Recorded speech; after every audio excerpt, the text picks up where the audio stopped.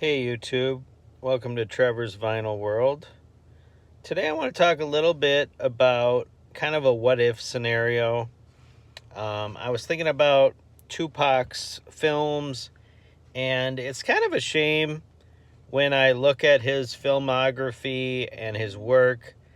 There isn't really one soundtrack where they really let him cook and just people nowadays could buy this soundtrack and have like a whole bunch of tracks that are maybe like Tupac with Nate Dogg or like let Tupac produce it or what made me think of it is the soundtrack for the movie the Marvel movie Black Panther.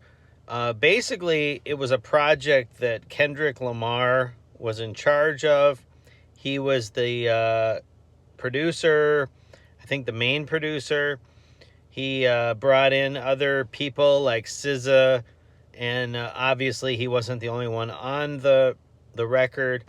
But basically it was his baby, it was his project. There are songs with him on it. Then there are songs where he's like, the producer and all that. I just kind of wish that Tupac had something like this. I wish he would have been given something like this. And I think there were two really perfect opportunities that were missed at the end of before his life was taken. He was shot September 7th of 1996. Man, that's a long time ago. He died from the gunshot wounds 6 days later. So he died September 13th, 1996. He had two films that came out, as they say, posthumously or after his death. One of them was Gridlock'd, and we're mostly going to be talking about that movie in this. And then the other one, which was after that, was called Gang Related. The movie right before Gridlock'd was another one that technically they could have given him more free reign. It was a really small budget film called Bullet, and it had Mickey Rourke in it. Whereas these two, Gridlock'd and Gang Related, were made by bigger film companies, but still like not huge. Like Gridlock'd was a $5 million budget, which sounds like a lot of money, $5 million, but actually to make a movie, it's not a lot of money. And I just think there was sort of a lazy, obviously someone had to put up the money, and maybe you don't want to invest 20 million or 25, but Tupac was hot at the time. I mean, we're talking, this is like as Thug Life and California Love and everything is out. And Gridlock'd is actually produced by Death Row. It was on Death Row Records, and I just think they kind of missed an opportunity here. I mean, if you look up the soundtrack for Gridlock'd, 1997, it ended up selling over 500,000 copies, so it went gold. It did really well in the first week, but I think it sold over 150,000 copies first week, and then it went on to sell enough to be considered gold in the U.S. But I think they could have done a lot better. And I think if they would have gave Tupac the keys to the car and said, dude, you're the man, bro. Like, whatever you want to do, like, just, this is the movie. And first of all, the movie sucks. Like, Tupac is amazing on film. And it's a shame that his last couple movies were just not that great. I mean, he came out of the gate with Juice in 1992, which is awesome. And he's young, and you could just see the star, like it's just one of those films that's so great to every once in a while watch and see this young Tupac before a lot of what ended up happening with him. But so talented, so handsome, so well versed, so like just, a polarizing character on screen. He did an amazing job in Juice. I think he did a really good job in Poetic Justice. I really like that film. That one's underrated. Above the Rim is awesome, and he's just kind of got like a side part in Above the Rim. So it's kind of a shame that in his last couple movies, Gridlock just isn't memorable. It's about these two musicians that are jazz performers, him and then Tim Roth's character, who's like this older white guy that him from Reservoir Dogs. He was Mr. Orange.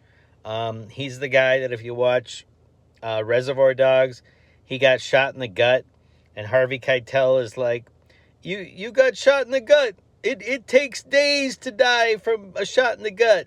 Oh, that's real encouraging, because Tim Roth is like, I'm dying. But he's kind of annoying in Reservoir Dogs, but I mean, he's a great character actor, and he's in this iconic Reservoir Dogs, and then he's the guy in Pulp Fiction. Him and Honey Bunny, he's Ringo, and they have this brilliant idea to go into a cafe and sit there and eat, but then rob the place and take everybody's wallets. Real rocket scientists.